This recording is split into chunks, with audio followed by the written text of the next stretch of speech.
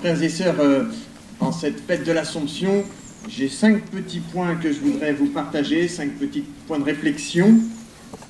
1 minute par point, ça fait une petite homélie de 5 minutes, c'est vraiment pas très long, ça va être parfait. Alors le premier point, c'est un encouragement à nous tourner vers la Vierge Marie. Vous voyez, quand le pape Pie XII, le 1er novembre 1950, a déclaré de manière dogmatique que la Vierge Marie, au terme de sa vie terrestre, fut élevée à la gloire du ciel et en son âme et en son corps, eh bien le pape Pie XII ne faisait en fait que reconnaître ce que la tradition de l'Église célébrait déjà, ce que les pères de l'Église avaient reconnu, et surtout ce que le peuple chrétien célébrait, c'est-à-dire cette grande dévotion à la Vierge Marie et la foi en son Assomption. Donc le dogme que le pape Pie XII a promulgué, il n'est pas tombé du ciel, il est plutôt venu du peuple chrétien qui célébrait l'Assomption de Marie d'une certaine manière. Et dans l'évangile d'aujourd'hui, Marie, elle dit ceci: « Désormais, toutes les générations me diront bienheureuse. » Vous voyez, c'est comme si Marie nous invitait à tourner nos yeux vers elle, à la proclamer bienheureuse de génération en génération, ce que le peuple chrétien fait depuis 2000 ans, de manière à pouvoir, en tournant nos cœurs vers Marie, on pénètre plus profondément dans le mystère de Dieu. Donc voilà le premier point, c'est en contemplant mieux le visage de Marie, son être, le mystère de son Assomption par exemple, eh bien nous pénétrons dans le mystère de Dieu lui-même. Ça c'est le premier point, donc n'hésitons pas à prier en nous tournant vers Marie, etc., etc. Deuxième point de réflexion, c'est pourquoi nous honorons la Vierge Marie. Pourquoi Marie est-elle glorifiée? Eh bien là, vous prenez l'évangile de ce jour encore, et vous avez cette louange d'Élisabeth que Élisabeth adresse à sa cousine Marie. « Heureuse celle qui a cru ». Oui, Marie est honorée parce qu'elle a cru. Marie, elle a une fidélité exemplaire à Dieu toute sa vie. Elle a conservé au plus intime de son cœur toutes les paroles des prophètes, etc., comme les prophètes, toutes les paroles qui étaient dites, les promesses faites à Abraham, à Isaac, à Jacob, etc. Elle a contenu tout ça dans sa prière d'une telle manière que Marie a pu devenir elle-même le temple de Dieu lui-même, au point que le Verbe de Dieu s'est fait chair en son sein. Oui, dans l'Ancien Testament, il y a le roi David qui avait, avec l'arche de l'Alliance, l'arche sainte de l'Alliance, il la transporte, etc. Eh bien, Luc, aujourd'hui, fait le parallèle entre l'arche de l'Alliance et Marie. Marie, elle attend la naissance de son fils Jésus, eh bien, elle est la nouvelle arche sainte qui donne la présence de Dieu au monde. Voilà une présence que nous, les chrétiens, nous savons apprécier, une présence consolante, une présence pleine de joie qui nous accompagne. Et vous voyez, Marie est tellement, la présence de Dieu est tellement présent en Marie, comme Dieu était présent dans l'arche sainte, que quand Marie va rendre visite à Élisabeth, eh bien, le petit Jean-Baptiste, il fait comme David, il dansait devant l'arche, et bien Jean-Baptiste, dans le sein de sa mère, il s'est mis à danser devant la Vierge Marie. Alors je dirais, Marie, c'est le deuxième point, c'est la visite de Dieu à notre humanité. Et voilà pourquoi nous aimons Marie. Marie qui apporte la joie de Dieu parmi nous.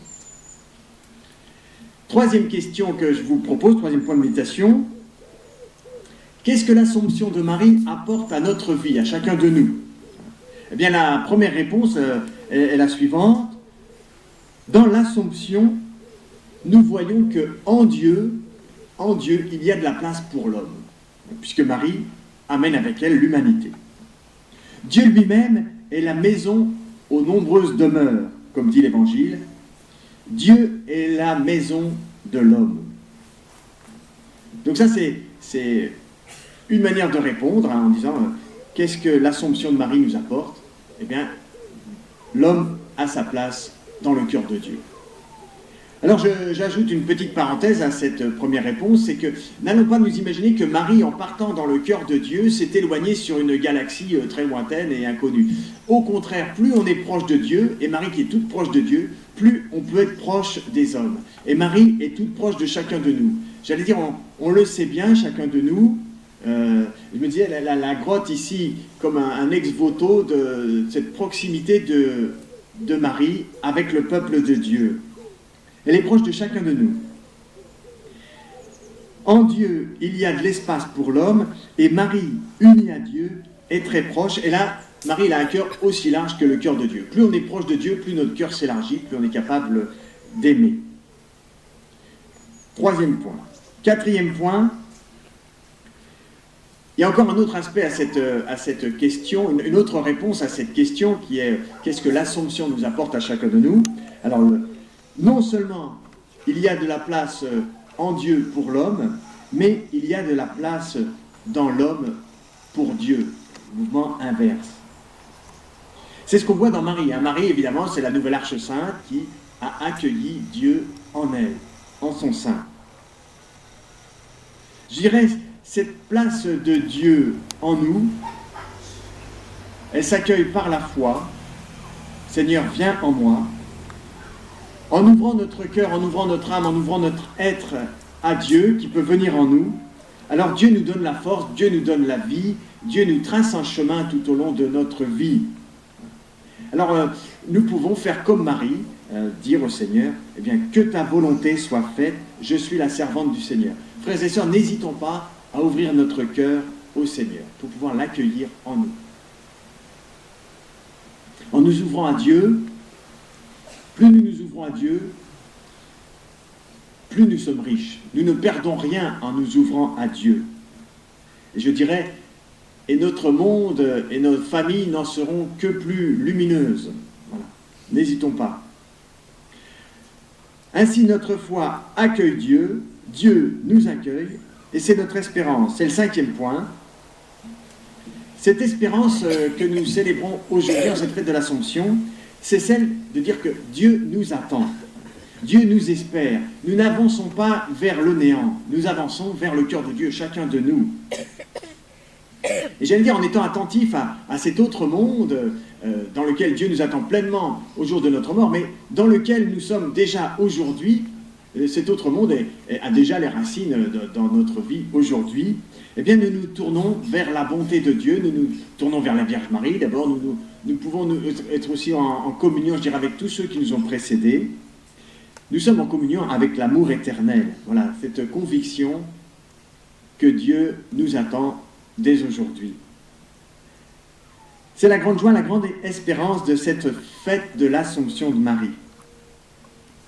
Marie nous visite, elle est la joie de notre vie et la joie de notre espérance. Alors je conclus, frères et sœurs, l'Assomption, c'est le grand cœur de Marie, qui nous est proche, dans le cœur duquel nous avons tous une place.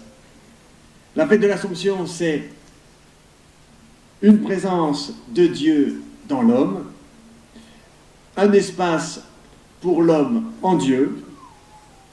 La fête de l'Assomption, c'est aussi l'espérance d'être attendu. Voilà, j'allais dire, cette symphonie de cette fête de l'Assomption. Confions-nous, frères et sœurs, à l'intercession maternelle de Marie, afin qu'elle nous obtienne du Seigneur la grâce d'une foi plus forte en la vie éternelle, qu'elle nous aide à bien vivre dans l'espérance, à vivre dans l'espérance dès aujourd'hui, ce temps que Dieu nous donne. Voilà. Une espérance, l'espérance chrétienne, c'est pas la nostalgie du ciel. Hein. L'espérance chrétienne, c'est dès aujourd'hui mon désir de Dieu, un Dieu vivant, un Dieu actif dans notre monde. Si Dieu est actif dans mon cœur, il est actif autour de moi, il est actif dans le monde. Cette communion avec Dieu, cette foi en Dieu, qui fait de nous des pèlerins infatigables et qui, renouvelés sans cesse en nous, nous encourage dans la force d'aimer. Amen.